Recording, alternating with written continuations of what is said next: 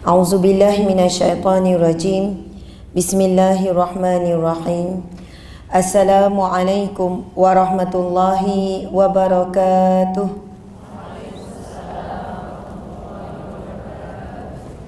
Lembutnya, lemah lembut ke dah lemah lembik ni? Kau dah penat dari pagi ya rupanya. Maksudnya ada solat tasbih, ada solat duha, tu wajah bercahaya, nur keimanan terpancar tu, ke nur keletihan tu. Subhanallah. Kita sambung lagi perjuangan kita hari ini menjadi hamba Allah yang soleh dengan sedikit pengisian, insya-Allah tak lama kita akan berhenti pukul. Oh, sekarang ni dah pukul. Oh, sekarang 9.45. Tadi sebelum saya sampai, memang sedang elok ke menunggu lama? Oh, dah habis tasbih dah lama dah. Bukan tasbih dah, tahlil, tahmid, takbir semua. Habis-habis, Masya Allah, Astaghfirullah, Innalillah, Na'udzubillah, macam-macam dah zikir yang keluar. Saya daripada Masjid Bandar Estate, habis pukul 10.30 terus bergerak tanpa hentilah. Maksudnya sana ceramah dalam lebih kurang 1 jam setengah juga. Lepas tu terus ke sini, perjalanan dalam 1 jam ngam-ngam saja. Memang tak ada kita tangguh-tangguh, sana pun kita terus bergerak. Subhanallah, Alhamdulillah. Kita tahu kita dalam keadaan kebimbangan dalam musim wabak yang begitu menular sekali, COVID-19 ni. Kita mendoakan mudah-mudahan Allah menghindarkan kita, Allah melindungi kita daripada ujian wabak ini. Bismillahirrahmanirrahim. La yadurru ma'asmihi syai'un fil ardi wala fis sama' wa huwas sami'ul alim.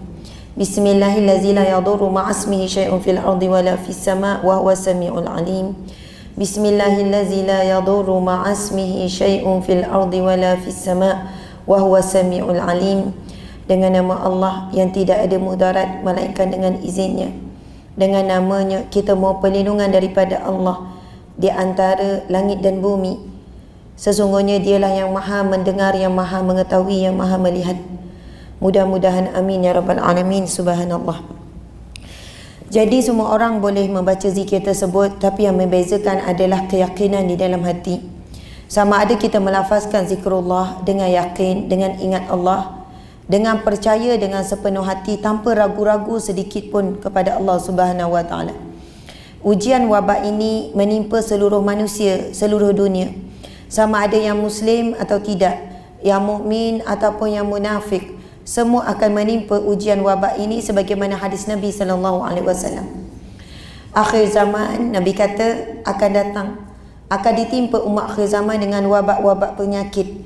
Ada yang disebut dalam hadis Nabi, Nabi menggunakan perkataan ta'un, tapi bukan penyakit ta'un yang kita faham. Ta'un di sini adalah wabak penyakit yang menular dengan sangat dahsyat, yang sangat cepat, dan ia menyebabkan kematian jumlah yang begitu ramai. Mafhum daripada hadis Nabi yang sahih, akan menyebabkan kematian yang begitu ramai.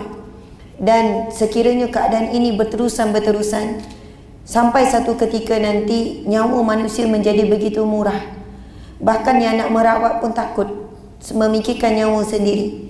Jadi makin berkurang orang untuk melakukan rawatan, perawat dan sebagainya.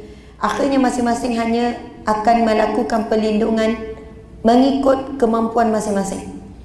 Kalau sekarang kita fikir ada beberapa orang yang kena, mereka sedang dirawat di hospital sekian-sekian. Sampai masa sekiranya terlalu banyak, masing-masing hanya merawat diri di rumah masing-masing mengikut kadar kemampuan. Nak dihantar dah tak diterima, dah terlebih. Doktor pun dah semakin tak ada, contohnya nurse. Kalau keadaan ini semakin menular, akhirnya kuarantin di rumah masing-masing mengikut kadar ikhtiar masing-masing.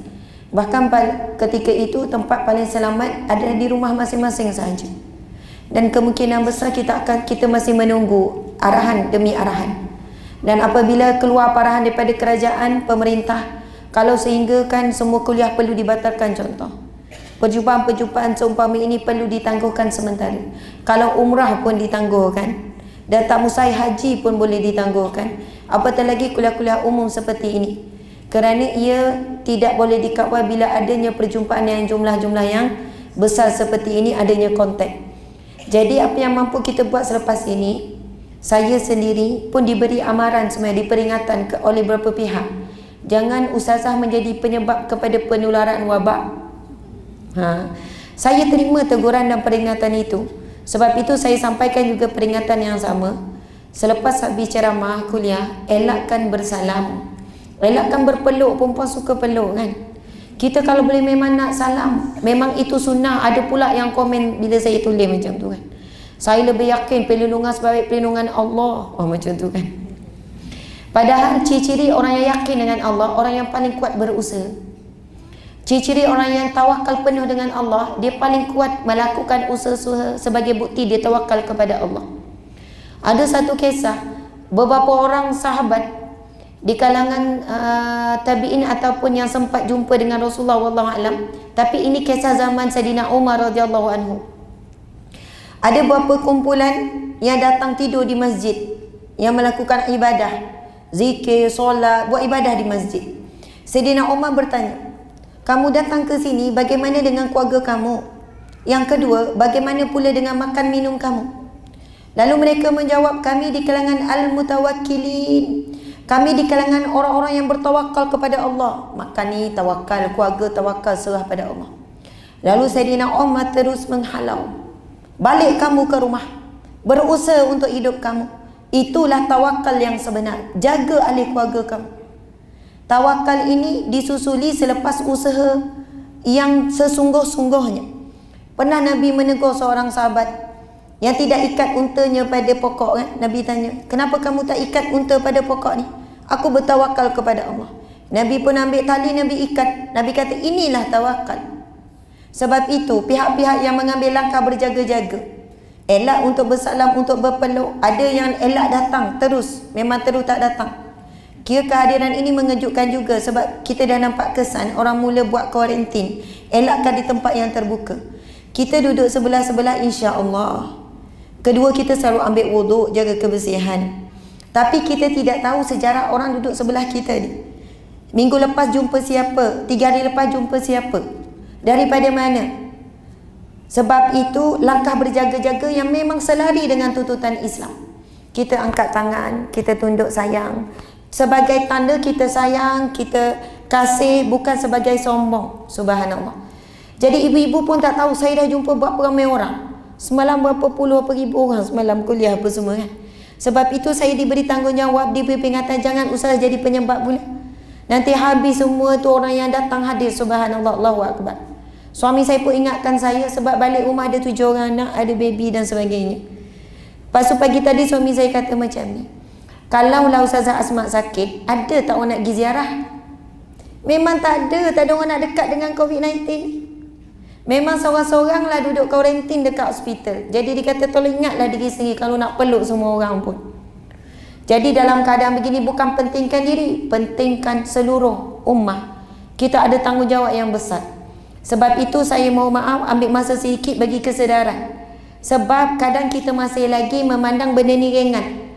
Ada yang macam-macam jawab dekat wall saya bila saya kata kena kerjasama sekian-sekian. Ada yang kata yang mati merempit lagi ramai. Ada yang jawab macam tu. Yang mati merempit memang dia lah yang cari pasal. Covid ni subhanallah, kalau kita kaji hadis Nabi, peringatan memang disebutkan kematian yang jumlah yang begitu ramai. Kemudian yang Nabi pesan ialah kaedahnya apabila berlaku wabak di satu tempat, jangan siapa-siapa yang masuk. Dan orang kalau dah masuk jangan keluar. Semalam saya terima satu mesej pada guru. Dia kata, Ustazah jangan masuk Selangor. Ni Selangor kan? Kalau Ustazah nak masuk jangan keluar, patuhi hadis Nabi. Saya rasa macam ya Allah, Allahu Akbar. Tapi kita memang tetap masuklah. Kita tahu antara jumlah yang teramai sekarang ni di Selangor. Dan kita bimbang nanti bila berlaku cuti sekolah, masing-masing balik kan, balik ke negeri masing-masing. Macam mana kawalan yang mampu dibuat akhirnya adalah kawalan diri sendiri. Balik, kurangkan kontak, kurangkan begitu begini, ada simptom terus buat tindakan. Banyakkan berdoa. Ad-du'a silahul mu'mini, doa adalah senjata umat Islam, umat orang yang beriman. Kemudian bila kita dengar banyak sangat viral cerita ataupun ceramah-ceramah para alim ulama, antaranya kalau kita boleh ambil kefahaman, saya takut juga kefahaman ni salah, tapi mudah-mudahan ia tidak bertentangan dengan syariat. Yang mana wabak ini juga ditularkan sebab ia adalah makhluk Allah. Kita tahu selain daripada Al-Khaliq, makhluk Allah, dia juga ditularkan, maksudnya lagi disebarkan melalui jin contohnya, untuk merosakkan manusia, untuk memberi ini. Sebab ramai yang hilang arah dalam tempoh sekarang ni. Ambil gambar dikena. Sebab takut kan menganga kan. Ada yang tu kan tak habis-habis ambil gambar. Saya kata kenapa nak ambil yang elok? Dah masa bercakap memang menganga lah kan. Tu kena berhenti kejap tu kan. Saya nak ucap terima kasih kepada pihak masjid yang begitu cantik, begitu indah. Nama masjidnya apa? Masjid Ar-Rawdah. Masya Allah, Taman Syurga. Seterusnya kepada pihak JAIS, ada KPP, Ketua Penolong Pengarah Bahagian Dakwah, Jabatan Kamisan Selangor. Ada pegawainya, ustazah yang hadir, ada Nazir, ada Imam. Semua muka soleh, ahli syurga insya-Allah semuanya. Alhamdulillah. Ada ni macam orang Arab ni. Bilal, Imam, AJK lah. SU, subhanallah, Allahu Akbar. Ni ada kameraman, kemudian ada kehadiran di kalangan muslimin. Subhanallah, moga Allah berkati suami-suami yang soleh, lelaki yang beriman. Suami kita yang tak datang pun soleh juga. Dia ambil bahagian hantar jemput kita. Okeylah tu, subhanallah. Terima kasih kepada puan pengurusi majlis. Subhanallah, Ustazah Azizah Arifin kita. Fadilatul Ustazah, Masya Allah. Beberapa bulan lepas kita jumpa kan, kita digandingkan, Masya Allah. Kemudian ada juga artis kita ni, Anita Baharom. Saya peminat juga. Dulu tengok berlakon dulu. Tengok cerita apa yang lompat-lompat tu kan. Kan dulu kan masa muda-muda dulu banyak yang cerita remaja. Memang Allahu Akbar. Sekarang dah jadi Ustazah Anita Baharom dah. Subhanallah, tiba-tiba rasa macam dikelilingi artis tu kan. Memang artis yang mana di sini macam muka artis belaka, comel-comel, lawa-lawa.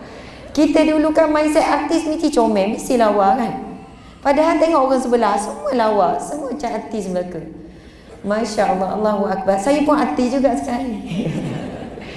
Alhamdulillah, Masya Allah. Sekarang jam hampir pukul 12. Saya diberi masa sejam setengah, 11.30 sampai pukul 1. Jadi bergaduh tak dengan suami masing-masing balik lambat ni? Dah kaunting awal-awal lagi dah. Suami dah redha di peringkat awal ke dipaksa redha? Ada yang dah awal-awal siap masak apa semua kan. Masya Allah. Dia ada 2 pesanan tu, bang, saya dah siap masak, saya dah tinggal tu bang. Nanti pandai-pandai awak makan sendiri, pinggan jangan lupa basuh. Itu pun bagus tu, pesanan tu bagus tu. Tapi ada yang kedua, bang, saya dah siapkan tu, nanti awak makan lah ya. Pinggan tu awak tinggal je, nanti balik saya basuh. Oh subhanallah, yang ni insya Allah confirm suami basuh. Yang pertama tu belum tentu. Suami yolah. Sebab yang kedua tu memang ikhlas sungguh. Tak apa bang, dia niat. Tak apa, saya nak menyantuni awak, nak ambil bahagian pahala dari sudut tu dan sebagainya. Tapi bukan nak suruh suami tu jadi pemalas. Masya Allah. Ni ustaz ni menolong ni. Ini wakil daripada Fatih Tim ni. Ni adik-beradik ni jangan salah faham kalau duduk dekat. Semalam dia cakap kat saya, jangan salah faham. Kami duduk dekat, muka sama kan, adik-beradik. Buat kerja ni, bantu kerja dakwah. Banyak bagi training untuk bantu-bantu orang nak setting kerja-kerja dakwah. Dia ni adalah grup tim Ustazah Hafizah Musa. Masya Allah. Sama betul muka. Kalau duduk pakai tudung memang sama. Okey, Masya Allah. Ada lagi berapa kamera ni kan, pihak masjid dan sebagainya. Jadi insya Allah buku ini dah diedarkan semalam. Siapa dah jumpa saya semalam? Masjid Julutong kat tangan. Tengok, dah separuh. Saya ni ulang yang sama je ni. Tapi bila dengar, buat macam first time dengar. Macam tu. Jangan pula, benda sama Ustazah ni. InsyaAllah kita cuba yang berbeza. Sebab separuh memang lalu Masjid Julutong tadi. Rupanya tak jauh pun. Hari je yang berbeza. Orang yang sama. Dan bawa tak buku ni? Bawa, pandai. Kalau lagi pandai, tinggal beli yang baru hari ni. Jadi yang tak ada kita edarkan memang insya-Allah, sebab kita akan kupas beberapa tajuk berkaitan dengan syurga. Sebab tajuk kita hari ini, layakkah aku ke syurgamu ya Allah. Allahu Akbar. Ingat tak zikir siapa yang selalu yang kita baca daripada kecil Sampai tua sekarang lah. Zikir apa tu? Ilahi. Siapa ingat zikir tu? Ingat? InsyaAllah ingat. Ilahi lastulil firdaus. Okey, sabar. Boleh tak kita minta imam yang belakang selawat tadi? Suara memang sedap. Semua tu imam masjid ni kan? Terus tunduk. Masya Allah. Jangan kata tak ingat, malu. Sempat pergi Google sekarang. Boleh tak Ustaz memimpin sekejap? Itu satu zikir, itu satu zikir lah yang dialunkan oleh Imam Syafi'i. Betul kan? Itu zikir Imam Syafi'i kita tu. Luahan ataupun bingkisan hati. Sedangkan Imam Syafi'i kita tak ada dosa. Ada dosa manusia biasa. Dari segi mata kasar, tak tahu dia buat dosa apa. Sepenuh masa adalah untuk agama. Siang malam menulis kitab, penuntut ilmu, hafaz. Umur 15 tahun dah jadi mufti. 15 tahun anak kita jadi apa? Sekolah lah. Dah jadi mufti, hafal Quran sebelum umur 10 tahun, hafal ratus ribu hadis Nabi. Allahu Akbar. Tapi dia punya luahan, bisikan ataupun rintihan hati dia yang kita selalu baca-baca ni. InsyaAllah dipersilakan Ustaz dengan terjemahan sekali. Sama-sama kita ikut insyaAllah. Stand by. Ambil semangat, ambil roh, ambil mic semua. Cuba hayati ya baik-baik kata-kata ini.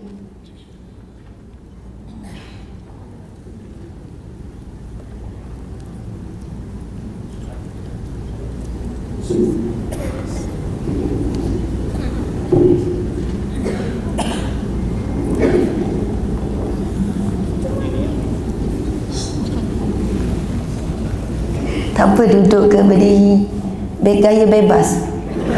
Jangan kuat rentang je.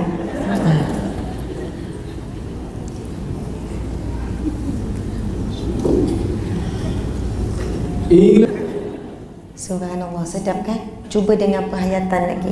Subhanallah. Amin, amin ya rabbal alamin. Subhanallah. Ustaz duduk je kat situ ya. Banyak je lagu yang minta nanti untuk dimainkan ya. Subhanallah, Allahu Akbar, Masya Allah. Sebab dah penat dah buat tadi daripada pagi. Kita buat santai biar kita menikmati manisnya majlis ilmu dialun dengan suara-suara yang sedap ini. Subhanallah, Allahu Akbar, Masya Allah. Jadi bila kita alunkan zikir tersebut, mari kita cuba perhalusi zikir ini datang daripada mana. Ia memang bila kita lihat, saya rujuk Isyad al-Hadis fatwa ataupun dalam Bayan Linnas Dr. Zulkifli Al-Bakri, iaitu Menteri Agama kita pada hari ini. Subhanallah, Allahu Akbar, syukur pada Allah Subhanahu Wa Taala. Mudah-mudahan negara yang kita cintai ini mempunyai keteguhan, kekukuhan agama Islam yang lebih harmoni untuk seluruh agama.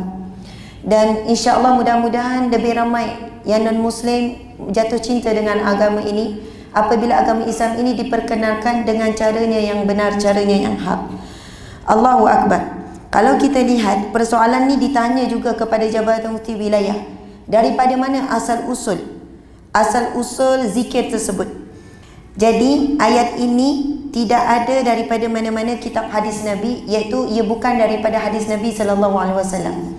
Ia bukan zikir yang disusun ataupun datangnya daripada Nabi sallallahu alaihi wasallam, namun disusun oleh alim ulama. Dan alim ulama tersebut saya pernah baca, wallahu alam, ia datangnya daripada satu luahan rasa syair Imam Syafi'i, wallahu alam, tapi ada juga mengatakan daripada imam-imam yang lain. Namun di sini ada dikupas oleh Imam Abdul Al-Wahhab Asy-Sya'rani. Imam Sya'rani ini imam mazhab Syafi'i kita juga, imam besar dalam mazhab kita. Imam Sya'rani pernah menyatakan, barang siapa yang membacanya pada setiap hari Jumaat, banyak kali ulang-ulang, jadikan rutin. Jangan tunggu hari Jumaat saja, takut tak sempat, mati sebelum Jumaat. Bila hari Jumaat? Esok. Hari ni Khamis kan? Jadi hari ni kita dah baca dah. Subhanallah. Esok perbanyakkan. Sebab apa disebut hari Jumaat? Waktunya yang barakah. Hari itu kita panggil pesta ibadah lah. Kalau orang Kristian dijadikan hari Sabtu, sepatutnya hari Jumaat masa tu lah. Kalau hari lain solat duha kita lalai, hari Jumaat kita jadikan hari wajib semua ibadat-ibadat sunat. Orang yang meraihkan hari Jumaat, mencintai hari Jumaat, tak sabar nak jumpa hari Jumaat. Orang bekerja memanglah ustaz suka hari Jumaat sebab hari last.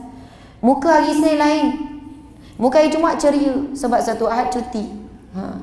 Tapi bagi orang Islam sangat mencintai hari Jumaat, insya-Allah mati hari Jumaat. Sangat membesarkan hari Jumaat, memuliakan hari Jumaat. Bukan asbab kita, Allah juga memuliakan hari Jumaat. Nabi Muhammad juga memuliakan hari Jumaat. Hari Jumaat ada banyak fadilat, banyak kelebihan. Banyak peristiwa besar berlaku pada hari Jumaat, sejarah-sejarah umat Islam dan Nabi yang terdahulu. Sebab itu bila masuk hari Jumaat, kita pun walaupun seminggu kita tak mampu nak istiqamah dengan amal-amalan sunnah, tapi hari Jumaat kita jaga sungguh-sungguh. Masuk je maghrib malam ini, dah start dah jaga qabliyah, ba'diyah jaga. Lepas tu baca Quran lebih, salawat lebih, berdoa banyak-banyak. Allahu Akbar. Sebab kita sangat lemah nak konsisten setiap hari sama. Betul tak? Sangat lemah hari konsisten sama. Kadang tu hari ni semangat ni zikir sibu-sibu, esok langsung tak ada, seminggu cuti. Sebab sekali tengah semangat ni, seribu ni, lepas tu dah lemah. Jadikanlah hari yang kita bersemangat ibadah hari Jumaat. Mudah-mudahan sisa semangat itu boleh berterusan sampai Jumaat seterusnya. Kan ada hadis Nabi SAW, Jumaat ke Jumaat antara keduanya diampunkan Allah dosa. Solat ke solat diampunkan Allah dosa.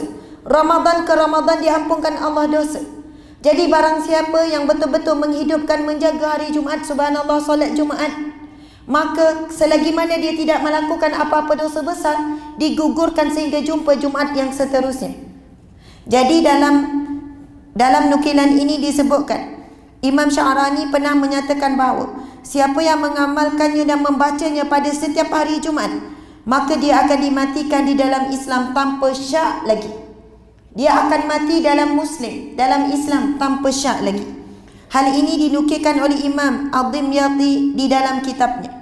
Selain itu juga sememangnya kita dituntut untuk sentiasa memohon kepada Allah agar dimasukkan ke dalam syurga yang paling tinggi. Perasan tak zikir tadi? Ilahi lastu lil firdaus. Kita terus sebut syurga Firdaus. Allahu Akbar. Ini berdasarkan perintah daripada Nabi SAW.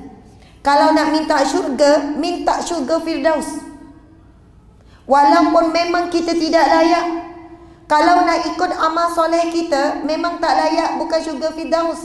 Nak masuk syurga pun kita tak layak. Kalau tengok pada dosa kita, kita lebih layak dicampakkan ke dalam neraka. Ada orang tak setuju, apa Ustazah cakap macam tu? Kalau makcik tak setuju, Kak cuba makcik hitung dosa mengumpat saja. Itu zaman muda dulu Ustazah, sekarang makcik dah tak ada ngumpat-ngumpat orang.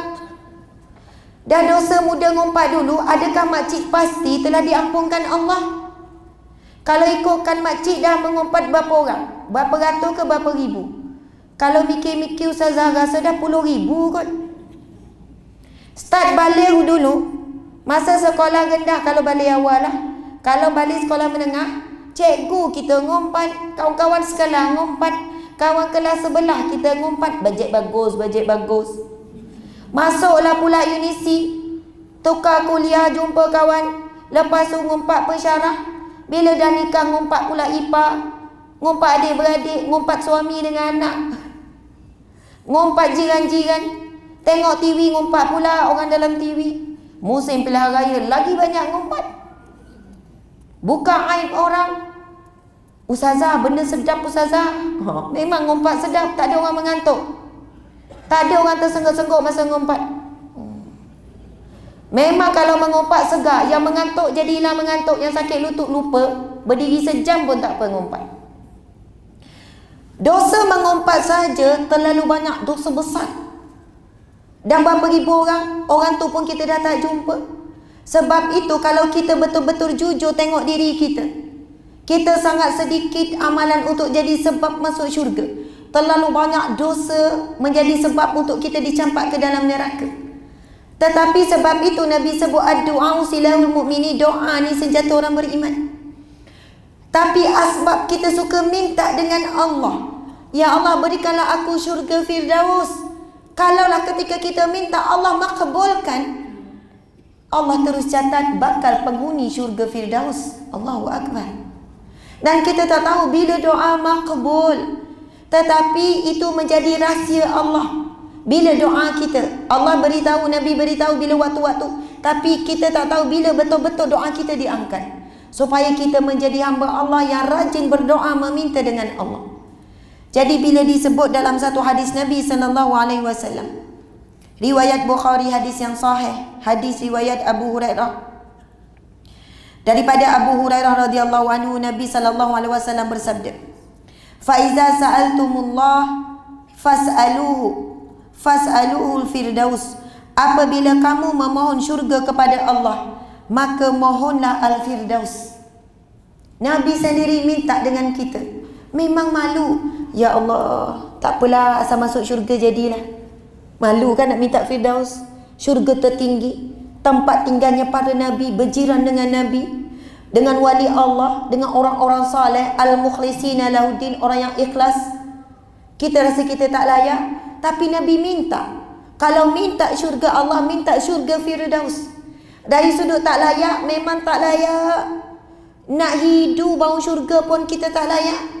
Tapi asbab doa boleh melayakkan kita masuk syurga Allah. Allahu Akbar, subhanallah. Sebab itu Nabi sebut, ad-du'a'u mukhul ibadah. Doa ini kepala ibadah. Dalam nak buat ibadah pun minta dengan Allah. Allahumma inni ala zikrika wa syukrika wa husni ibadatika. Ya Allah, bantulah aku dalam mengingatimu. Untuk ingat Allah, rizki Allah. Allah beri kepada siapa yang dia mahu.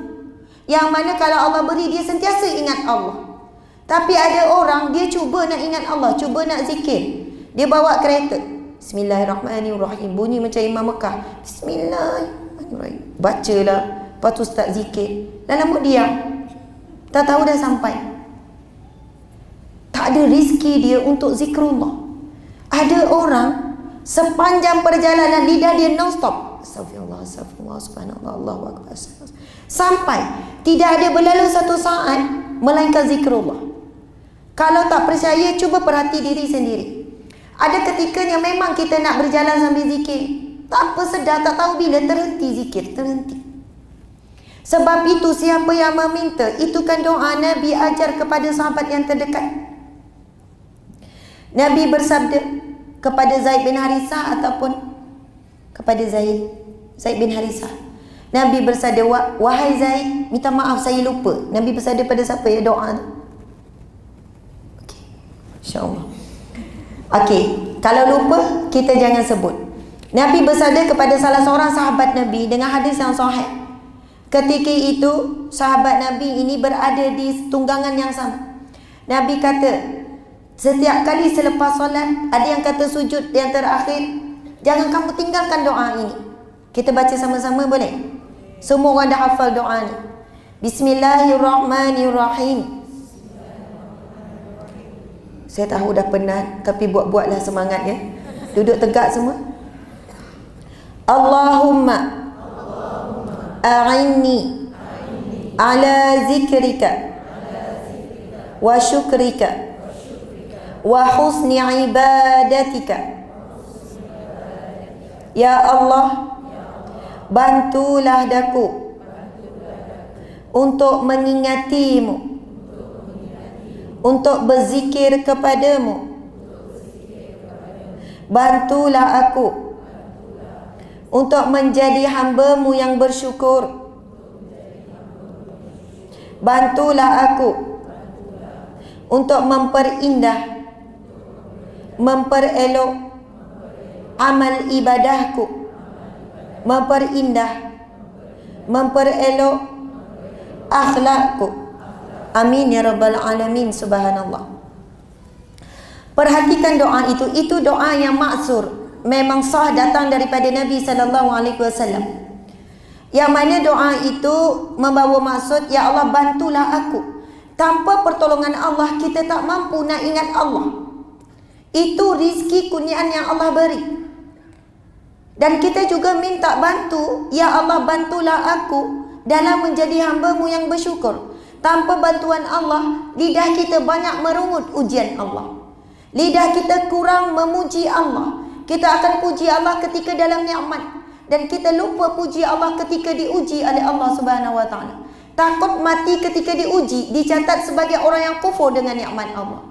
Kalau mati ketika memuji Allah, bersyukur, alhamdulillah, di kalangan asyakirin, orang-orang yang bersyukur.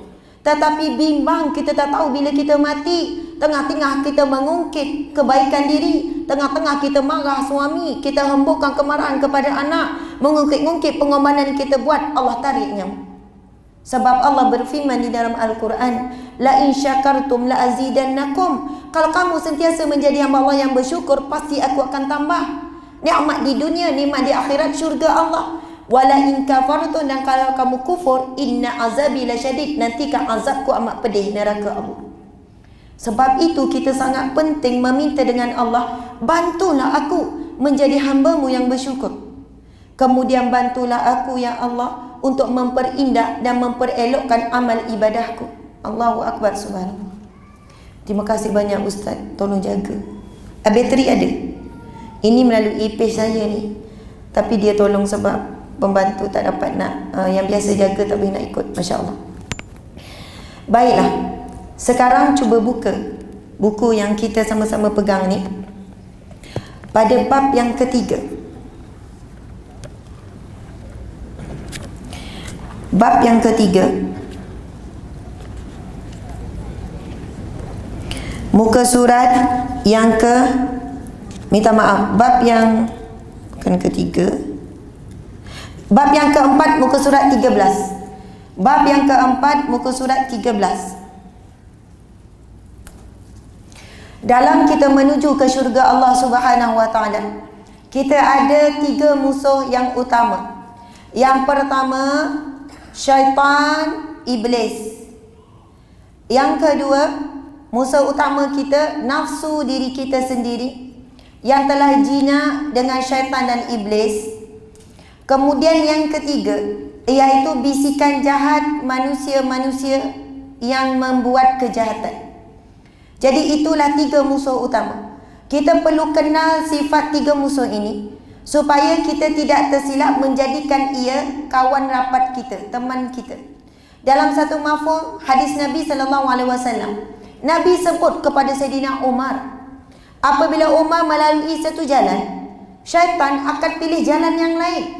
Sebab Nabi dibuka hijab. Agak-agak kita, kalau syaitan nampak kita lalu jalan ni, syaitan pilih jalan lain ke jalan sama ya? Jalan sama. Syaitan tengok kita ni kawan dia, kawan aku dah datang, itu kaki ngumpat. Oh, kawan dah datang, kaki ngungkit. Ini apa? Ni kaki marah. Ini kaki apa? Kaki shopping. Minta maaf yang suka shopping sangat tu kan. Shopping tak ada masalah. Yang masalah membazir. Bila membazir saudara syaitan. Ada yang kata, ustazah, duit saya kot, ikut saya lah saya nak guna. Memanglah yang halal akan dihisap, yang haram diazab. Jadi walaupun duit kita, ia milik Allah yang Malik, pinjaman sementara je kita. Lepas mati baru kita tahu apa saja yang jadi milik kita. Yang kita sebut, ini rumah saya, ini kereta saya, ini anak-anak saya, ini suami saya. Lepas meninggal jadi suami orang lain. Lepas meninggal, kereta tu tukar milik terus, rumah tukar milik terus. Tidak ada apa-apa yang jadi milik kita sebenarnya, kecuali amal soleh. Itu saja milik kita kekal abadi selama-lamanya. Bacaan Al-Quran kita, zikir kita, sedekah kita. Tapi hari-hari hidup kita banyak mencari bekal dunia. Sampai dalam kubur baru menyesal.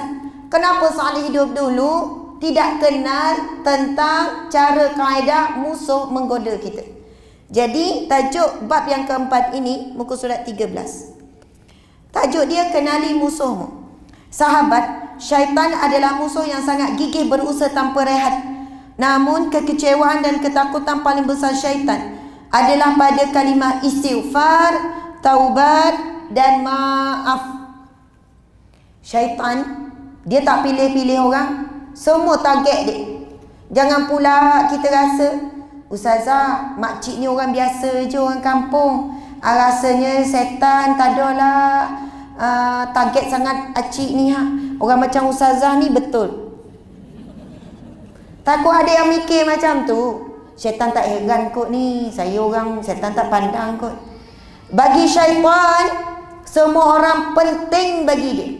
Setiap manusia adalah nak dijadikan bahan bakar api neraka bersama dengannya. Dan syaitan dia ada ensiklopedia dia, R&D dia, research and development. Dia ada testimoni yang pelbagai dah. Start daripada Nabi Adam sampailah sekarang, dia dah ada jurnal dia dah. Kalau orang macam ni, macam mana nak goda? Orang macam ni kalah dengan apa? Makcik ni yang macam ni dia kalah dengan pujian dia. Akhirnya selalu diuji dengan orang suka muji. Dia pun kembang. Ada orang dia tak makan pujian, tak ada rasa apa-apa pun dipuji ni, tak kira. Tapi ada orang dia tak boleh dikeji. Selalulah datang ujian dalam bentuk kecaman, kejian. Datang je ke telinga dia, orang ngumpat dia, orang mengata dia. Sebab dia memang kalah. Kalau kena keji seminggu tak lalu makan. Bang, geram betul lah. Hari tu saya bagi tahu kuih talam dekat dia. Hari ni dia bercakap pasal saya. Tak halal kuih talam tu. Ada orang dia tak kisah kena keji. Aku tak heran orang ngeji aku, orang kata aku ni tak lekat pun. Ada orang dia memang kalah datangnya ujian daripada suami. Akhirnya memang dia selalu diuji melalui suami. Kalah ujian melalui anak, akhirnya ujian datang daripada anak. Kalah ujian daripada harta, selalu diuji melalui harta. Kita akan diuji dengan apa yang kita lemah. Syaitan tahu apa kelemahan kita. Sejak lahir sampai sekarang, dia tak pernah tinggalkan kita. Kita ada qarin yang kenal apa dalam luar kita, perangai kita semua. Dan setiap hari itulah perjuangan syaitan untuk menyesatkan kita, untuk merosakkan amal soleh kita menjadi debu yang berterbangan. Allahu Akbar. Cuba kita tengok firman Allah dalam surah Al-A'raf ayat 14 ke 17. Silakan Ustaz baca. Tengok Ustaz tak pegang buku. Ustaz tak berminat nak beli buku saya. Bagi satu buku ke Ustaz, bagi pinjam. Sihan Ustaz. Ustaz baca Ustaz, mesti sedap ni imam-imam ni. 3 imam ni masjid ni. Surah 4. Tanya orang yang bukan orang sini. Berapa orang imam? 2 orang, ni lah imam tetapnya. Oh bila subhanallah. Okey, silakan Ustaz. Sampai muka surat belakang. Ayat 17. Betul. Kita boleh request ke imam mana? Bacaan imam mana? Enggak boleh, okey. Fadhal. A'udzu billahi minasyaitonir rajim. Qala anzirni ila yaumi yub'atsun. Okey, Ustaz, semua ikut ya. Lepas Ustaz baca semua ikut. Ustaz, mula balik start daripada bismillah. Minta maaf. A'udzu billahi minasyaitonir rajim. A'udzu billahi minasyaitonir rajim. Kuat-kuat ya. Bismillahirrahmanirrahim.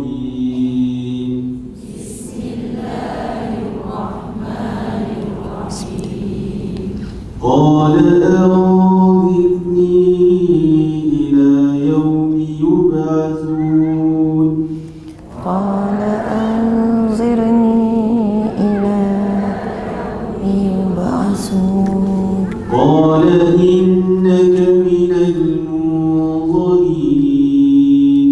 Qala innaka minal munzirin. Qala fabima aghwaytani.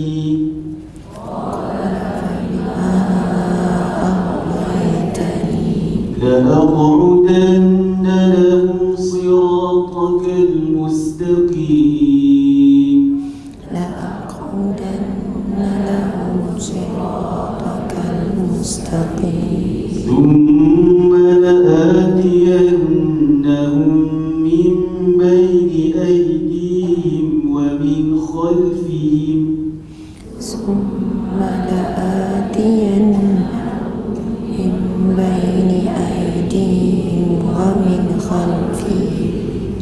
ومن خلفهم وعن أيمانهم وعن شمائلهم وعن خلفهم وعن أيمانهم وعن شمائلهم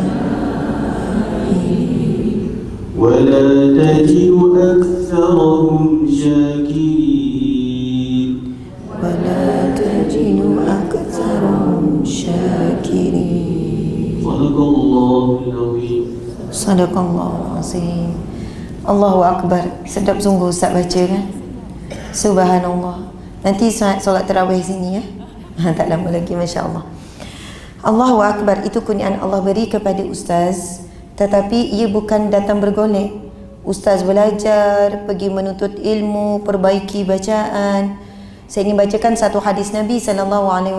Nabi bersabda, sesungguhnya bagi yang merangkak-rangkak membaca Al-Quran, baca Al-Quran merangkak-rangkak, nanti kita akan jumpa lah ni, nanti tadarus bulan Ramadan kan. Nabi kata baginya dua pahala. Satu pahala membaca Al-Quran, kedua pahala berusaha keras nak baca Al-Quran.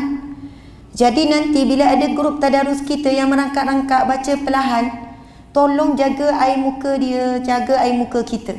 Masa itulah masing-masing bisik-bisik, buat-buat gini. Ada orang tak nak dia masuk grup dia. Aku tak nak dia, kalau dia masuk grup kita lambat habis. Mungkin hari itu kita yang baca sedap ni kan, yang tak ada salah ni, tapi dengar riak masa baca, tak ada pahala pun. Dia yang baca mengangkat-angkat mungkin dapat pahala. Pahala baca mengangkat, pahala pula baca Quran. Ketiga, sabar tengok orang tu sosek, duk tengok telefon lah, tiba giliran dia. Allahu Akbar. Dan mungkin ketika tadarus yang kita dapat adalah pahala sabar. Sabar tunggu kawan kita yang baca perlahan ni. Sabar menyantuni dia. Allahu Akbar. Yang kedua, Nabi sambung lagi hadis tu. Bagi orang yang merangkap baca Quran, baginya dua pahala. Namun bagi mereka yang membaca dengan fasih, membaca dengan sedap, membaca begitu indah, sebab ia perlu melalui proses yang panjang, bukan sekelip mata, bukannya gifted semata-mata. Nabi sebut kedudukannya bersama para malaikat. Allahu Akbar. Sebab itu Nabi SAW menyebutkan, khairukum man ta'allama al-Quran wa 'allamahu. Yang paling baik di kalangan kamu orang yang belajar Al-Quran dan mengajarkannya. Ibu-ibu, jadilah kita pelajar Al-Quran seumur hidup sampai mati. Ada orang kata, ustazah saya dah belajar 10 ustaz dah, kira dah ustaz semua cakap okey lah tajwid saya. Contohlah, belajar Al-Quran bukan bila dah dia PhD dah Al-Quran. Contoh, dia memang dah guru Al-Quran. Mengajar Al-Quran adalah sepanjang hayat, belajar Al-Quran sepanjang hayat. Biar kita mati di kalangan sebaik-baik manusia. Nabi sebut sebaik-baik manusia, yang paling baik di kalangan kamu yang belajar Al-Quran dan mengajarkannya. Ada yang kata, ustazah saya tak layak nak mengajar. Saya tanya makcik, Iqra 3 boleh baca? Boleh ustazah, apa tak boleh pula. Iqra 6? Boleh, saya dah boleh baca Quran besar.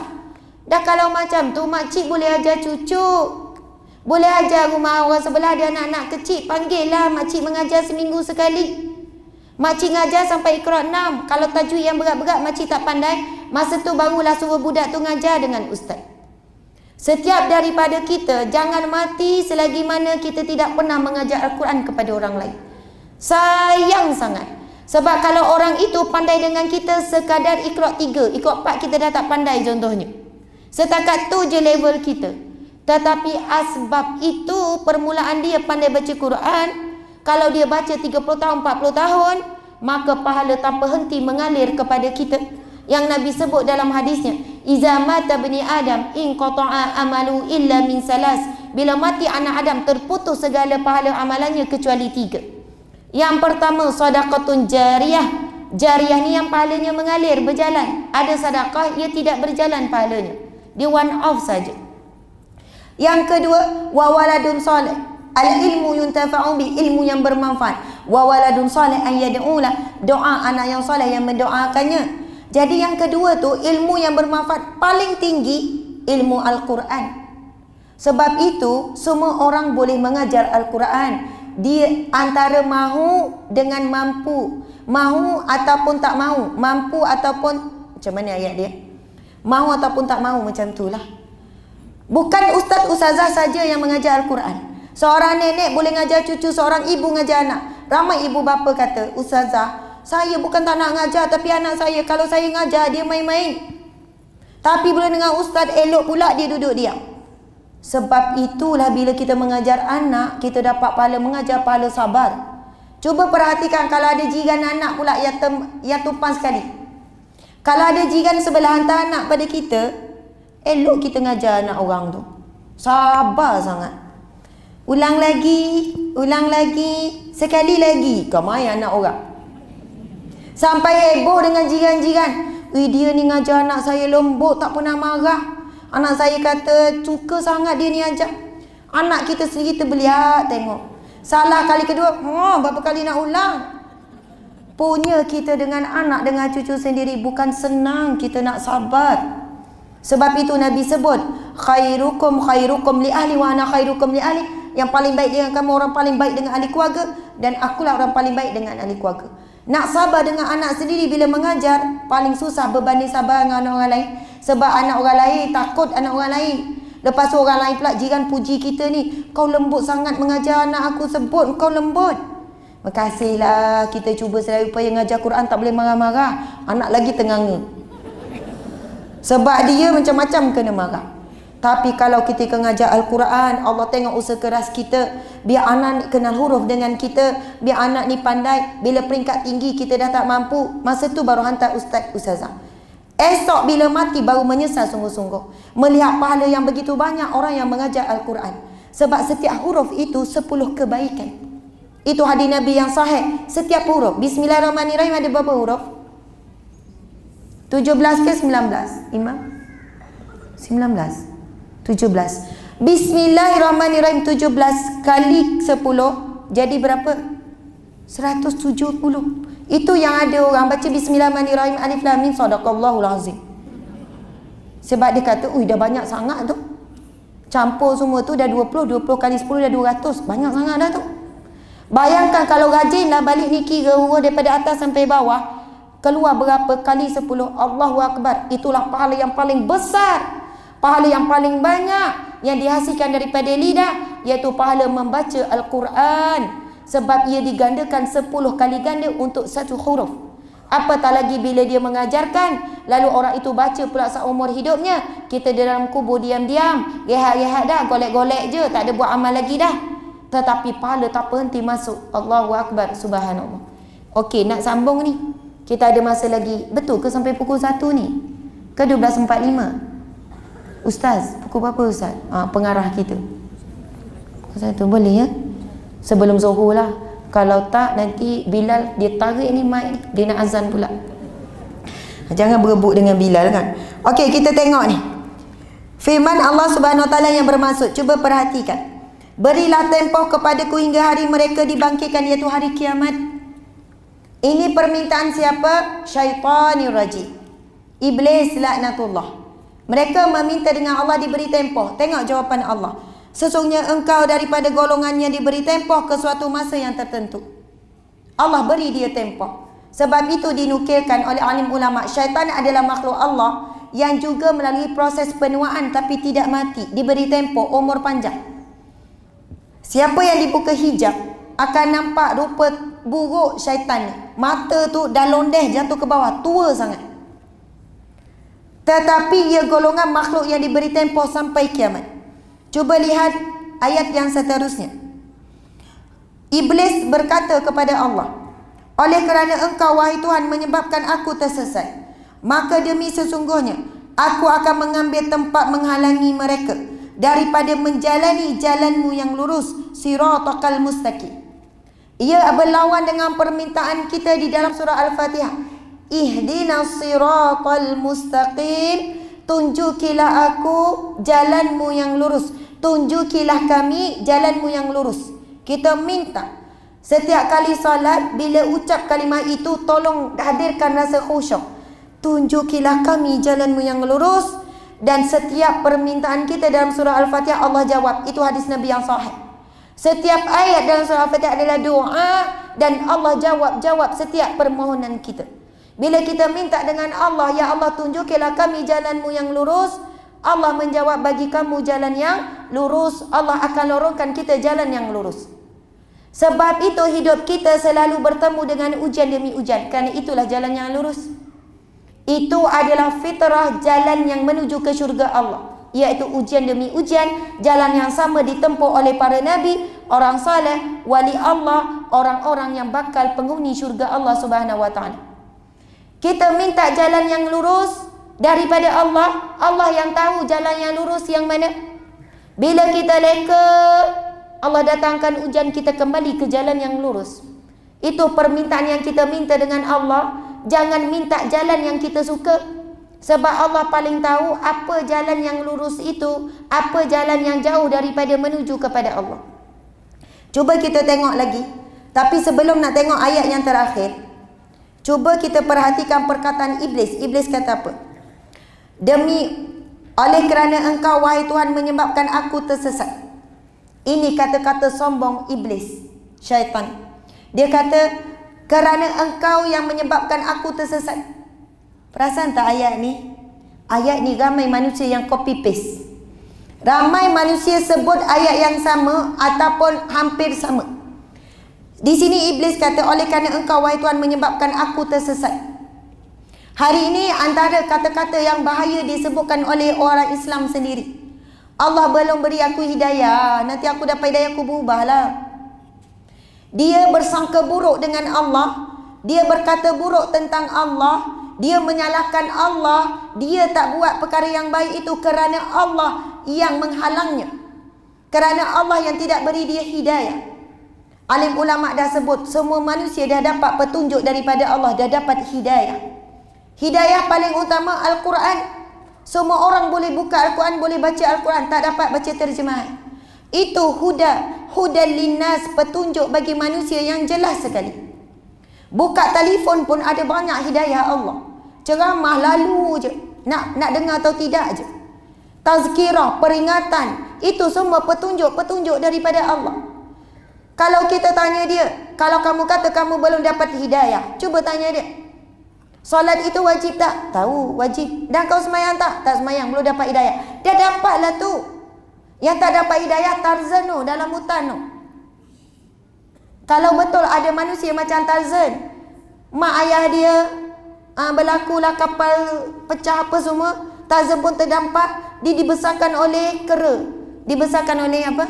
Bukan kera lah, monyet, King Kong, gorila. Kan gorila besarkan dia. Gorila bukan mukallaf, gorila binatang. Memang Tarzan tu kalau sampai akhir dia tak jumpa jin tu kan, jin ke perempuan tu? Jin tu kan. Kalau dia tak jumpa jin tu, dia tak balik tu ke Amerika tu. Dia kan dibesarkan oleh gorila, dia tak pandai bercakap. Jin jumpa dia, jatuh cinta, dia balik. Bila dia dah sampai jumpa manusia, dia dah boleh baca apa, dia dah dapat hidayah lah kalau ikutkan lah, kalau berdasarkan cerita tu. Bukan kisah benar, saya nak bagi kefahaman. Sekarang tak ada lagi ahli fatrah, iaitu golongan yang terputus dengan Nabi. Kan antara Nabi-Nabi ada satu kumpulan namanya ahli fatrah. Kumpulan bertahun-tahun, ada puluh tahun, ada ratus tahun, yang terpisah, yang tidak ada Nabi diutuskan. Tapi nak tahu mereka itu mati dalam keadaan ahli syurga atau tidak, selama mana mereka tidak menyembah berhala, tak menyembah selain daripada Allah. Selagi itu, walaupun tidak ada syariat ketika mereka hidup, mereka tak buat perkara yang haram dan sebagainya, mereka meninggal sebagai Muslim. Itulah perbincangan ulama terhadap ibu kepada Nabi Muhammad, Aminah. Masa itu Nabi Muhammad belum diutuskan jadi Nabi. Bapa Nabi Muhammad SAW, Abdullah, meninggal ketika Nabi Muhammad, Nabi kita, di dalam perut. Dan begitu juga orang-orang yang sebelum itu. Subhanallah. Sekarang seluruh manusia dah diberi petunjuk, yang tak dapat taufik. Taufik itu apa? Kemampuan untuk mengikut petunjuk yang Allah beri. Dan kemampuan inilah ia tergantung apa? Pendidikan, cara hidupnya, ataupun cara dia, keinginan besar dia untuk berubah atau tidak. Sebab itu bila kita menyalahkan Allah, sebab Allah tak bagi hidayah, Sebab Allah yang sekian-sekian. Aku buat dosa ni takdir Allah. Ada, saya pernah dulu. Bila kita menyantuni, saya diberi ceramah kepada orang yang ditangkap khalwat, pelaku jenayah syariah. Ada yang jawab, ustazah, dah Allah takdirkan saya khalwat, macam mana? Daripada Lauh Mahfuz lagi memang Allah dah takdirkan. Sampai masanya saya berkhalwat, dan saya berkhalwat juga, macam mana takdir Allah? Ustaz saya kan diajar, kalau ada orang cakap macam tu, baling botol. Baling, pelkong baling botol kan. Lepas tu bila dia marah, dah kenapa baling saya botol? Takdir Allah. Faham tak? Dia main takdir Allah kan? Lepas tu kita baling lagi. Kenapa baling lagi? Takdir Allah. Baling lagi, takdir Allah. Ini bukan takdir Allah, ini kehendak kamu, ustazah. Akhirnya dia sedar, Allah beri kita akal. Ada perkara yang buruk, Allah dah beri petunjuk, jauhkan, tinggalkan. Perkara yang wajib dibuat, tak ada pilihan. Bukan tunggu ikhlas baru buat, buatlah sampai ikhlas. Allahu Akbar. Ramai yang berhujah. Dulu saya handle masalah rumah tangga suami. Encik semayang ke tidak? Minta maaf ustazah, saya mengaku memang saya tak semayang. Memang tak ada segan silu pun. 99% yang datang mengadu masalah rumah tangga tak solat. Kita buat statistik. Saya dulu kerja JAKIM, Jatuh Agama Islam. Kita buat statistik tu. Bila saya tanya cik kenapa tak solat, ustazah, bab solat ni tak boleh dipaksa. Dia pula ceramah saya. Kalau tak ikhlas, tak dapat pahala, betul tak? Kita pun jawab, betul lah, tak ikhlas tak dapat pahala. Habis tu buat apa solat? Dia tak payah solat. Nanti saya dah ikhlas, saya solat lah. Ustazah tak payah tanya lah bab solat ni. Saya nak mengadu masalah isi saya ni, kau main lagi. Saya terus cakap, encik, kalau encik tidak tunduk kepada Allah, jangan harap isteri nak ditundukkan hatinya kepada encik. Kalau encik tidak hormat kepada Allah, jangan harap encik nak dihormati oleh isteri dan anak-anak. Kalau encik datang mengadu tentang hal rizki, encik ada masalah dengan pemilik rizki, Allah ya Razak. Semuanya ia ada kaitan dengan solat, semuanya ada kaitan hubungan dengan Allah. Datang mengadu masalah kasih sayang, bagaimana hubungan dengan pemilik kasih sayang, Allah ya Rahman ya Rahim ya Wadud, yang maha memiliki cinta mai kasih sayang. Datang mengadu perihal suami tak hargai, Allah ya Syakur yang maha menghargai. Macam mana hubungan kita dengan Allah yang maha menghargai? Minta dengan Allah, Allah boleh campakkan perasaan kepada siapa untuk menghargai kita. Tapi kalau Allah nak tarik, Allah boleh tarik anytime. Mungkin kita dah jauh dengan Allah. Allahu Akbar, subhanallah. Jadi berhati-hati, takut kita mengikut kata-kata iblis. Iblis menyalahkan Allah, sedangkan itu pilihan dia untuk tidak sujud kepada Nabi Adam. Bukan sembah kepada Allah, tapi pergerakan sujud. Itu pilihan iblis. Tapi apa kata iblis? Kerana engkau telah menyesatkanku. Sedangkan itu pilihannya.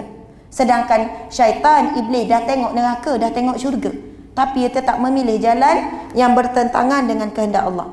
Cuba tengok ayat yang terakhir. Allah berfirman yang bermaksud, kemudian aku datangi mereka dari hadapan mereka, serta dari belakang mereka, dan dari kanan mereka, serta dari kiri mereka. Nampak? Syaitan berjanji di hadapan Allah. Aku akan datang daripada depan, tak dapat depan, daripada belakang, tak dapat belakang, kanan, tak dapat kanan, kiri. Kalau anak kita minta sesuatu dengan kita kan, Umi nak depan, kiri pula datang, belakang pula. Kita kata bersungguh benar, tak sampai hati nak tolak. Syaitan dia akan usaha. Dia tak boleh goda belah ni, sampai matlamat dia tercapai. Dan cuba tengok di sebelah itu ada doa. Saya ada banyak pengalaman dengan doa ni, ibu-ibu sekalian. Beramallah dengan doa ni. Ini adalah doa yang diajarkan oleh siapa? Allah. Allah Subhanahu wa ta'ala sendiri yang menciptakan syaitan, yang menciptakan iblis, yang menciptakan manusia. Allah paling kenal iblis. Allah beri kita, kalau kamu nak dilindungi daripada syaitan dan iblis, maka bacalah doa ini. Saya tak sempat nak cerita masa kita dah nak habis, tapi pengalaman saya agak banyak juga yang pelik-pelik berkaitan dengan doa ni. Daripada saya sekolah menengah sampailah saya kat universiti. InsyaAllah kita baca sama-sama. Silakan Ustaz. Saya rasa baguslah idea ni. Kalau nak pergi masjid, saya akan buat macam ni lah. Imam kena standby. Okey, silakan. Semua ikut ya. A'udzu billahi minasyaitonir rajim. A'udzu billahi minasyaitonir rajim. بسم الله الرحمن الرحيم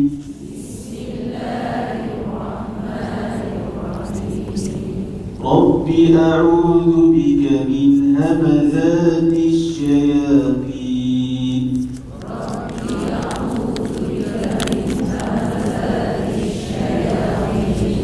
وأعوذ بك رب أن يحضرون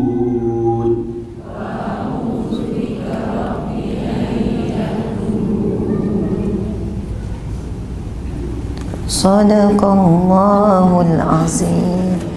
Allahu Akbar. Subhanallah. Ustaz buat macam tu, berdebar pula. Okey, dah habis dah tu Ustaz.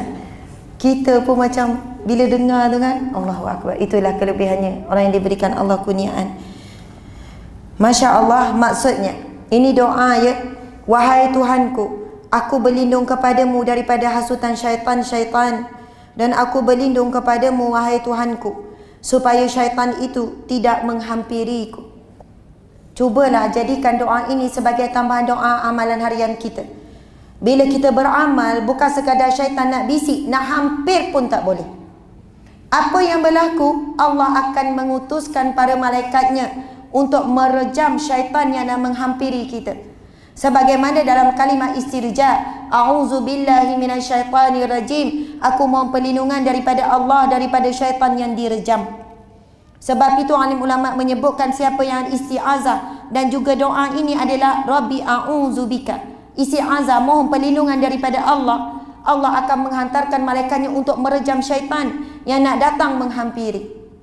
Allahu Akbar, subhanallah.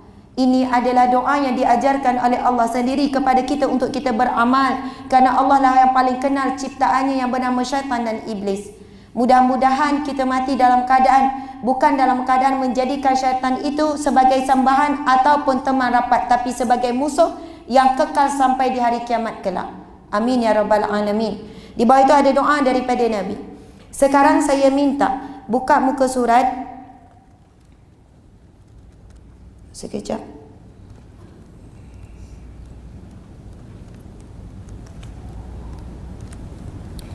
Banyak sangat tanda.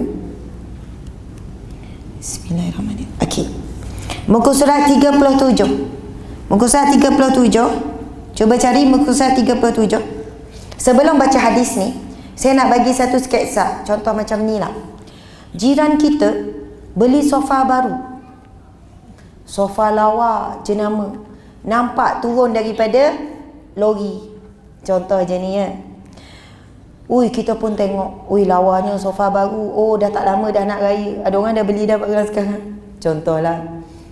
Jiran sebelah pun datang. Kau perasan tak sofa baru? Aku perasan. Kita ni jangan nak membazir sahabat syaitan. Oh, kan main lagi. Dan masa tu cakap jiran sebelah tu membazir. Padahal sebelum tu kita tak ada masalah dengan dia. Tapi syaitan ni dia boleh datang berupa bisikan, menjadikan apa yang kita cakap itu indah, baik. Ia memperindah perbuatan buruk. Kita sebut membazir sahabat syaitan itu adakah datang daripada iman ataupun perasaan iri hati? Faham tak maksud saya? Sebab itu iri hati ini dia boleh datang dalam kitab penawar bagi hati. Ada mafhum daripada hadis Nabi sallallahu alaihi wasallam. Kedengkian yang kedua, kedengkian yang dituruti. Kadang orang dia iri hati je, dia rasa dalam hati tu tak senang hati. Tapi yang dituruti adalah dia ikut dengan kata-kata iri hati selepas itu. Kawan tu datang, oh tak apalah, aku bukan tak mampu nak beli sofa macam tu, tapi mengenangkan firman Allah Subhanahu Wa Taala, membazir saudara syaitan, jadi tak payahlah kita. Okey lagi, dia cukup sakat tu dulu. Lepas 2 minggu, jiran sebelah yang sama beli kereta baru. Datang pula jiran yang sama. Jiran tu yang perangai macam tu lah, suka gosip kan. Kau perasan tak kereta tu? Aku perasan kereta baru. Aku bukan tak mampu nak beli, tapi ingat tak hadis Nabi? Oh, bab hutang. Hutang ini membelenggu leher kita. Orang yang berhutang hati tak tenang. Hutang kalau tak selesai bayar, kalau mati tu yang akan menghalang amal. Hutang akan menghalang seseorang itu. Jadi lebih baik kita hidup sederhana. Aku tak kisah kereta macam ni, yang penting tak ada hutang. Aku rasa dia tambah lagi. Aku rasa kereta lama belum habis bayar lagi tu. Gaji suami dia tak lebih 5,000. Aku tahulah kerja macam tu. Oh, siap kerja, kira gaji orang. Kalau kau tak percaya, esok aku pergi rumah dia. Esok pergi, Assalamualaikum, Assalamualaikum. Waalaikumsalam. Orang tu tak perasan ni nak disiasat ni kan. Kereta baru nampak, ya, tahniahlah, rezeki daripada Allah kan. Mulut manis. Rezeki daripada Allah. Ya Allah, saya pun tumpang gembira. Dapat kereta macam ni, safety bagus ni kereta ni. Yelah, kereta lama dah habis bayar, apa salahnya beli kereta baru? Dia dah masuk tu kan.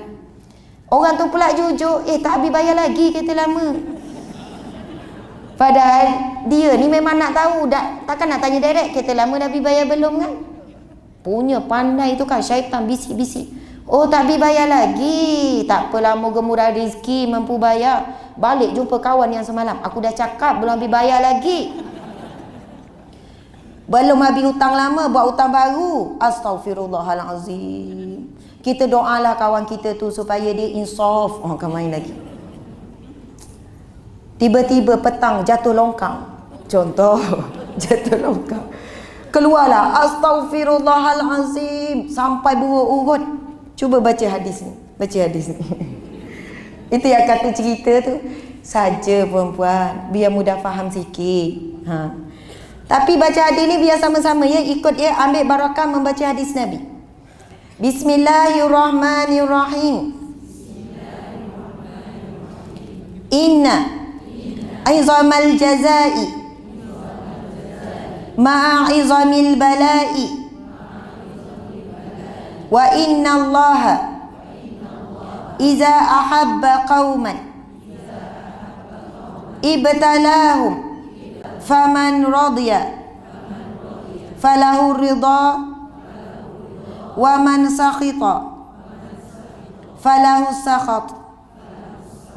Sesungguhnya besarnya balasan itu sesuai dengan besarnya ujian. Dan sesungguhnya Allah jika mencintai suatu kaum, maka dia akan mengujinya. Tanda Allah mencintai seseorang, dia akan berikan ujian. Barang siapa yang redha akan ujian itu, maka baginya redha Allah. Dan barang siapa yang marah benci terhadap ujian tersebut, maka baginya kemukaan Allah Subhanahu wa ta'ala. Okey, sekarang balik semula bab yang keempat tadi tu. Cuba tengok bab kenali musuhmu itu tadi tu. Cuba tengok ayat yang disusun tu. Masa saya tulis ni, saya baca kitab bab tipu daya syaitan. Syaitan musuh yang sangat gigih, berusaha tanpa rehat. Kekecewaan dan ketakutan paling besar syaitan adalah istighfar, taubat dan maaf. Syaitan dia usaha orang yang lakonan tadi tu supaya ada sifat iri hati. Dia cuba usaha bisik tu berminggu-minggu. Sampai ketika Allah uji orang tu jatuh longkang, keluar dia istighfar, astaghfirullah, aku bertaubat ya Allah. Ini mungkin sebab dosaku mengata-ngata jiranku tu ya Allah. Kemudian dia pun pergi minta maaf. Hantar kuih talam sekali. Buatlah sepinang sekali. Ni ada sikit makanan ni, yalah. Aku balik dulu ya, aku minta maaf lah apa-apa kalau aku dah buat salah silap. Tak payahlah terus terang. Aku minta maaf lah, aku ngumpat engkau pasal kau. Tak payah terus terang. Kalau cakap terus terang memang dengan kuih-kuih talam tu dia empuknya gitu. Cakap je umum. Syaitan dia dah usaha tipu daya sampai kita mengikut jejak langkahnya, supaya mengikuti kedengkian, mengumpat, mengata, sampai Allah timpa ujian baru kita tersedar. Ya Allah, aku mengata ni mungkin dosa ya Allah, ni baru patah, baru jatuh terseliu. Kalau patah Allah boleh je buat patah. Aksiden ke apa ke boleh je Allah buat. Ya Allah, terima kasih engkau tegur. Masak-masak dengan rasa bersalah, pergi hantar. Masa ni syaitan kecewa. Susah payah dia goda, susah payah dia buat sketsa, tetapi ia lebur dengan maaf, taubat, istighfar. Jadi setiap hari kita kena kecewakan syaitan. Tapi jangan buat-buat pula. Ngumpat-ngumpat dalam hati, biar-biar pada muka syaitan. Kejap-kejap aku istighfar. Saja je. Syaitan, Allah Maha mengetahui. Kalau kita mempermainkan istighfar, mana boleh buat main-main buat dosa.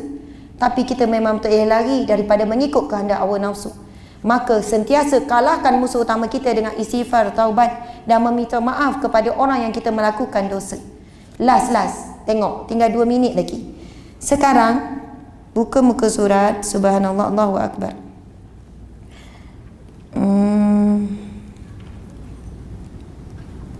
Kalau saya tak buat macam ni, takut beli tak baca-baca. Nanti kan buka yang tentang bab Al-Quran yang kita baca, yang kita hadis semua ada tu. Subhanallah, bismillah, ya Allah.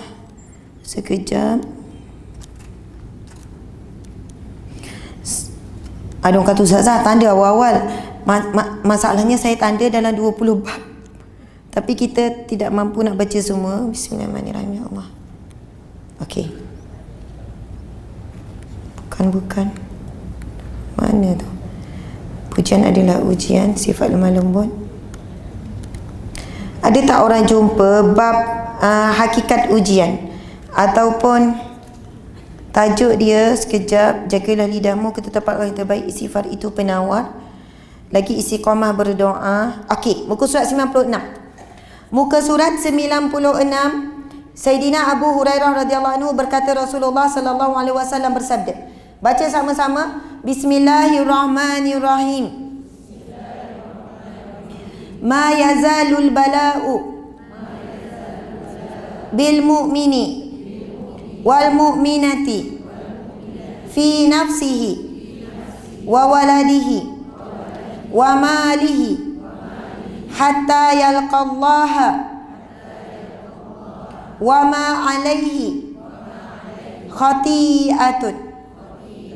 Khati'ah yang bermaksud bala berterusan, ujian berterusan, musibah berterusan akan menimpa orang mukmin, lelaki dan perempuan, sama ada pada dirinya sendiri, anaknya atau hartanya, yang menyebabkan dosa-dosanya sentiasa gugur sehingga dia bertemu dengan Allah dalam keadaan dia tidak mempunyai apa-apa dosa. Allahu Akbar. Sebab itu selalu orang sebut ujian tanda Allah sayang. Bayangkan kita sedang pening kepala, kemudian kita tetap menjaga akhlak kita. Pening kepala tapi sabar, makan ubat sabar, tak ada marah-marah. Ada orang pening kepala, dia sound semua ahli keluarga dia. Mak tengah pening kepala, kau orang jangan nak cari pasal. Suami tak perasan isi tu sakit kepala, yang boleh tak nak air? Nak air sikit? Awak tak nampak saya pening kepala? Tak reti nak ambil sendiri. Maksudnya dia diuji tapi dia hilang sabar. Tapi kalau dia dalam keadaan pening kepala, bang minta maaf saya tak larat sangat bang, awak ambil sendiri boleh tak? Maksudnya dia tetap menjaga lidah dia, tetap dia minta rehat tapi dalam keadaan yang baik. Dia sabar diuji dengan sakit. Dan bayangkan tengah tahan sakit kepala tu, nampak dosa tu gugur, jatuh dosa. Mungkin kita akan jadi hamba Allah yang sangat sabar. Anak datang bawa mak makan Panadol ni, kau tak nampak ke dosa mak tengah gugur ni? Mungkin jadi macam tu. Kalau Allah beri nampak dosa tu tengah jatuh, Allahu Akbar. Cuba tengok hadis yang seterusnya, macam tak nak berhenti lagi. Minta maaf. Last betul-betul. Contoh, dia beza dengan kita dengar sendiri dengan baca sendiri. Sebab itu saya suka bila buat kuliah, pegang sendiri kitab, baca sendiri hadis Nabi tu. Jangan dengar saja. Bila baca, ia masuk ke dalam hati. Muka surat 52. Sebab masa dah habis, dengar sahaja kali ni. Balik baca sendiri. Maksudnya kena belilah. Bismillahirrahmanirrahim. Nabi SAW bersabda yang bermaksud daripada Abu Sa'id Al-Khudri dan Abu Hurairah radhiyallahu anhu bahawa Nabi SAW bersabda, tidaklah seorang muslim yang ditimpa suatu sakit dan keletihan, kegusaran dan kesedihan, gangguan dan kesusahan, bahkan duri yang melukainya, melainkan Allah Subhanahu wa taala akan menghapuskan kesalahan-kesalahan dosanya. Allahu Akbar. Balik ni ibu-ibu, saya nak tanya, ngemas rumah penat tak? Penat. Nyapu rumah penat tak? Penat. Bayangkan tengah menyapu, nampak dosa berguguran. Suami kata rehatlah, awak nampak tak rehat? Bang, tak nampak gugur dosa ni. Habis tak berhenti-henti nyapu. Sampai ketika kita tak rasa penat, walaupun penat apabila kita beriman dengan hadis Nabi. Ini hadis yang sahih. Nabi kata setiap kepenatan, setiap kebimbangan, diganggu orang. Bahkan satu ketika bila kita diganggu, ada orang ganggu, kita tak ganggu dia, kita ganggu, kita terus baca hadis ini, Allah sedang menggugurkan dosa kita. maka kita tenang-tenang saja. Saat kita penat, kita tak berubah rupa kita, tak bertukar akhlak kita. Allahu Akbar. Sebab itu kita sentiasa perlu diperingatkan baca hadis-hadis Nabi, supaya kita penat, kita tidak mengungkit-ungkit kebaikan, kita tidak marah-marah orang, dan kita buat kerja dengan sabar walaupun penat, kerana kita sedang digugurkan oleh Allah dosa-dosa, sehingga kembali kepada Allah dalam keadaan bersih, suci. Dan insya-Allah moga-moga menepati tajuk kita pada hari ini, ya Allah, layakkah aku ke syurga-Mu? Mudah-mudahan dengan kita redha kepada setiap ujian Allah, lepas kita dapat ilmu hakikat sebenar ujian adalah Allah nak berikan kita kebaikan, maka insya-Allah kita layak masuk ke syurga Allah. Amin ya rabbal alamin. Subhanallah. Saya mohon maaf salah dan silap. Terima kasih kepada semua para jemaah sekalian. InsyaAllah lokasi selepas ini tak jauh, orang kata 15 minit je ada lokasi selepas ini. Tak payahlah datang lagi. Tapi kalau muka yang sama juga datang, saya kena fikir pengisian lain lah. InsyaAllah berbeza. InsyaAllah berbeza. Kena fikir cerita lain, bukan cerita pasal perabot lah pula kan. Bukan kereta baru. Masya Allah, Alhamdulillah. Terima kasih pada semua pihak. Saya mohon maaf salah dan silap. InsyaAllah mudah-mudahan kita tidak di kalangan orang-orang yang munafik. Macam nak sambung pula aje kan. Sebab saya dengar ceramah Ustaz Wadi Anwar, membuatkan saya ketakutan. Sebab apa? Orang munafik dia berat untuk zikrullah. Orang munafik dia berat untuk solat-solat sunat. Solat wajib je dia jaga. Solat wajib pun ada riak, takabur, ujub dan sebagainya. Kalau bab sedekah, sedekah dia khalayak ramai saja. Jadi kita takut kita ada sifat-sifat ciri-ciri orang munafik. Sebab orang yang selamat daripada fitnah Dajjal adalah orang-orang yang beriman saja. Iaitu dia tidak ada ciri-ciri nifak, sifat-sifat orang yang munafik. Subhanallah. Jadi kalau kita dengar tazkirah yang sama, kita tetap bersemangat mendengar. Walaupun petang nanti ulang yang sama saja ya. Sebab itu sifat orang yang beriman, peringatan adalah satu ibadah baginya. InsyaAllah. Sekian daripada saya, wabillahi taufiq wal hidayah. Assalamualaikum warahmatullahi wabarakatuh.